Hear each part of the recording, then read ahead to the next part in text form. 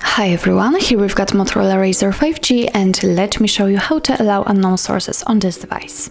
So first of all, let's open the list of apps and enter the settings. Now let's scroll a little and find apps and notifications and click on advanced. Here we've got special app access, so let's tap here, and as you can see here we've got install unknown apps, so let's enter. And here we've got the list of apps which are not allowed to install anything. So in order to change it, for example to allow Chrome to install some content, simply tap on it and choose the switcher. Let's tap on it next to the allow from the source. Let's get back, and as you can see it immediately changes, so it means that from now on you will be able to install something from Chrome.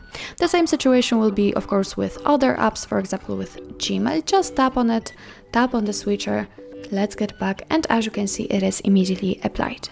Of course, in order to turn it off, just enter the app again and tap on the switcher. Let's get back, and as you can see from now on you are not allowed to install anything from the Gmail.